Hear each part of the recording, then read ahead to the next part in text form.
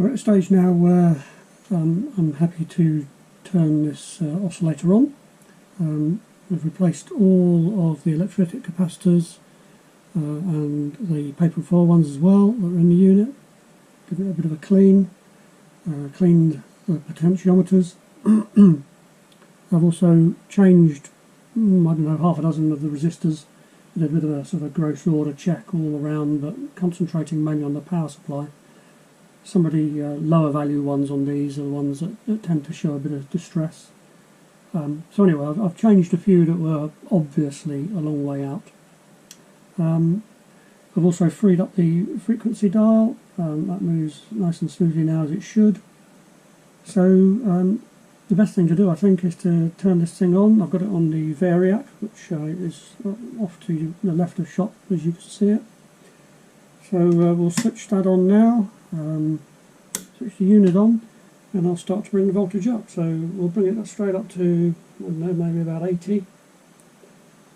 Where are we now? So that's nearly 80. We're drawing 13 watts, which isn't too bad. We've got a little bit of action on the power line. That's a good sign. No smoke.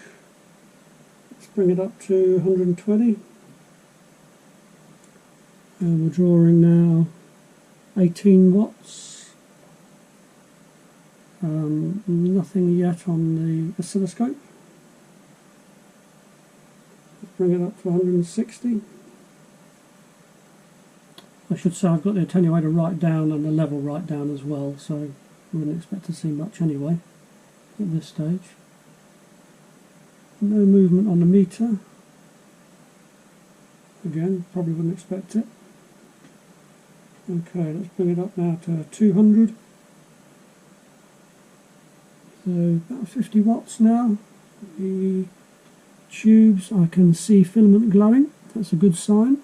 Again, no smoke yet.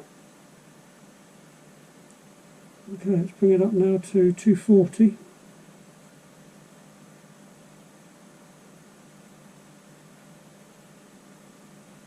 So we've got a full power light on now. Everything looks okay inside.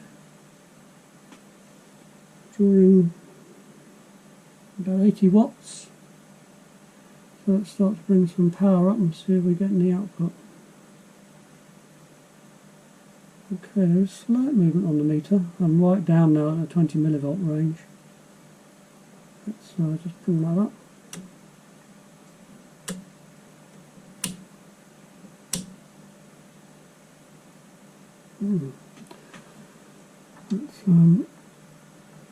Let's change the time base here. What have we got? Okay, starting to get a little bit of some sort of wave. Quite low output. There is some movement on the meter.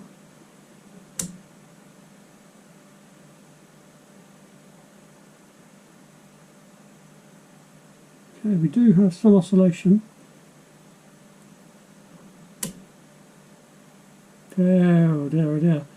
Okay, so we've got oscillation, but it's very unstable. And it's also low power. I mean, I'm in the top power range here, so we should be outputting 20 volts with the level up.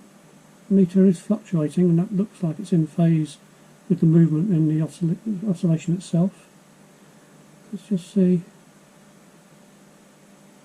So the level set appears to do something.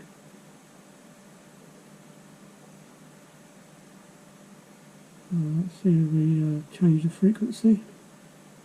And down. Yeah, looks like we do have some sort of control over the frequency. It's just that the waveform is unstable and low power. Interesting. The attenuator does work. Okay. Well, I think I've seen enough now. We've obviously got a bit more work to do on this, so I think the first thing to do will be just to check all the power supplies out. Let's just check some of the frequency ranges. Yeah, we do have control of the frequency range, but they're still very unstable waveform.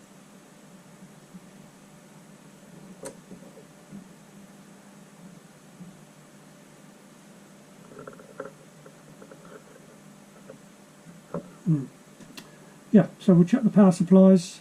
I think that's the first thing to do. See what that all looks like. Maybe trim it up if it needs it.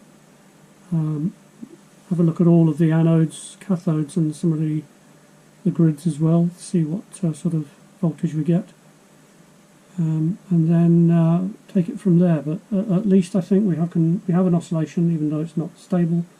We have control over the frequency. The attenuator looks like it's working. The set level looks like it's working, albeit well down on power and the frequency ranges. So, you know, all in all, for a first power on, not too bad. Okay, so I'm going to go and try and find some information about power supplies, and I'll bring you back when I'm ready to have a look at them.